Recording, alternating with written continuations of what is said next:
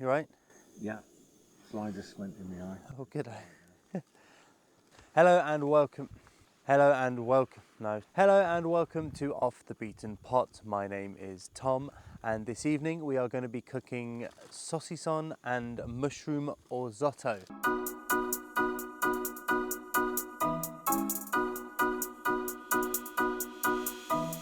So in this bag here we have all of our ingredients, and as a little reminder to myself, I have them written here.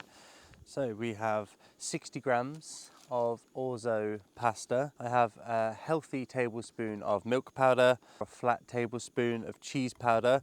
I've got dried courgettes. You can use dried mixed vegetables, dried whatever vegetables you have, or you can not have them at all. We've got dried onions, and I'd say we've got a tablespoon of that. We've got a teaspoon of garlic powder, just a healthy go of mixed herbs, salt and pepper. And one thing I did pick up in the shops on the way here is this Porcini mushroom powder. So I did have dried mushrooms with me.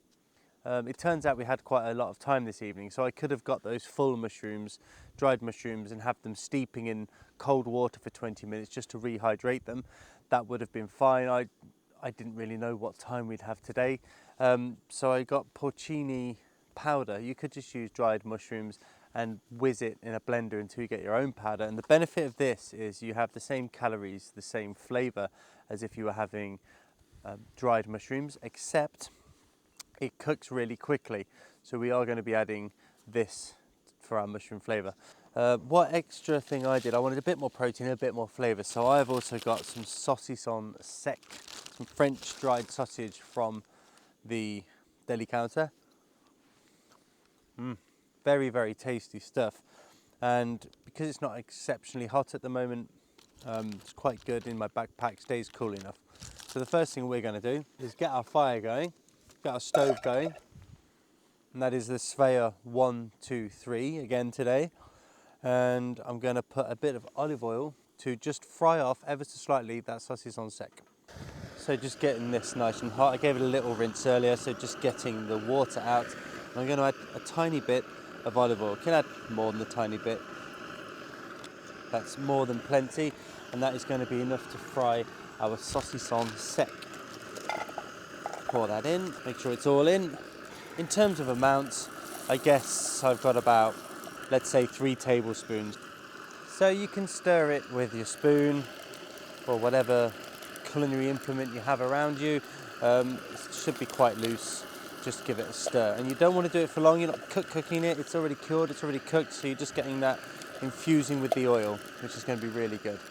So because it's getting hot as well, what we want to do is probably take that off for a second. What I want to do is get our rest of our ingredients in there. But because it's hot, we don't want it to stick to the pan, so we're going to be quite quick with the water. So we get our water ready and our orzo mix.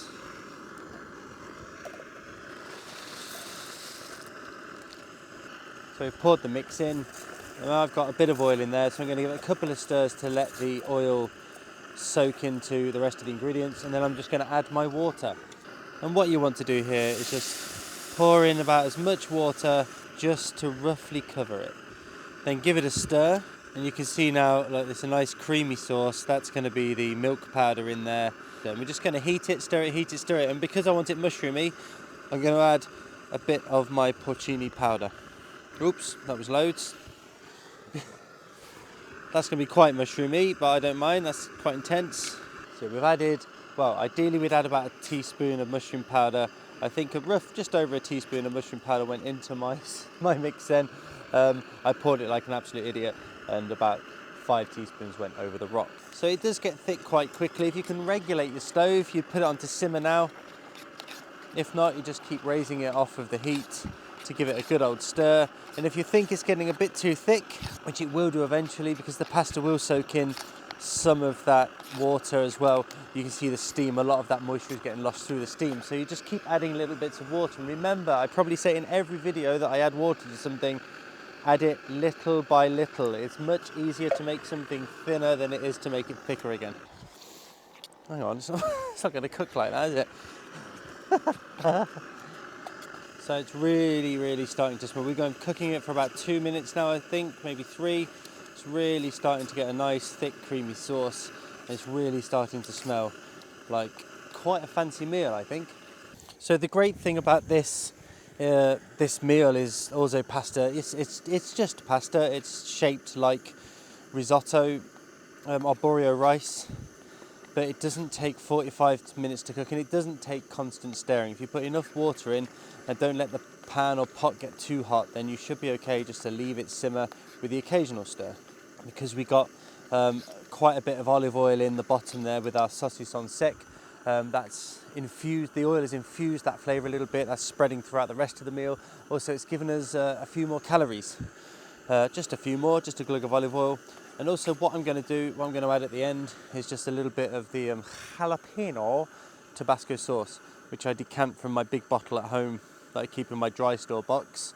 So a thing to note is if you do feel it sticking to the bottom and you think you might have ruined it, don't worry. A couple of things you can do is leave the bottom and only stir from sort of halfway until you feel it. Or you can really just, what I do is scratch it all in, so those burnt bits end up going into the actual meal themselves, and they'll soften up eventually, and if you make them small enough and catch them early enough.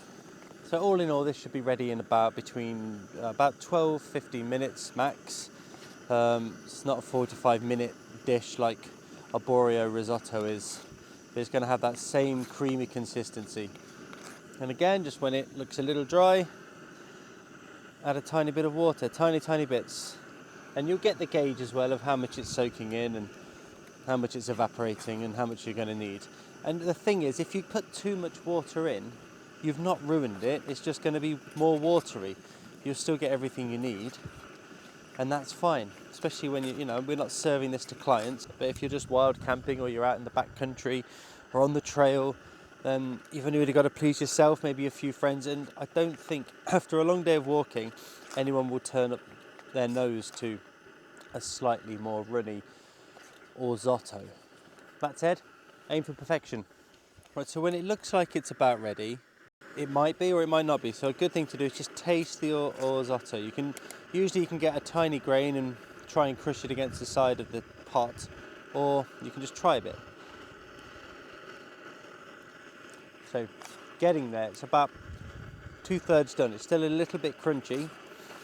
Again, once this is really hot and boiling, you can put the lid on, turn the heat off, and it will continue to cook.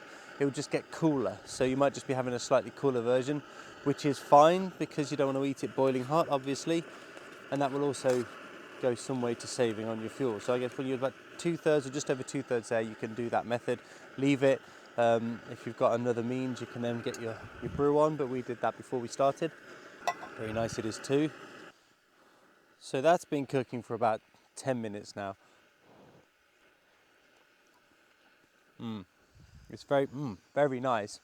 Very close to being finished. So I now, to conserve my fuel, turn my stove off,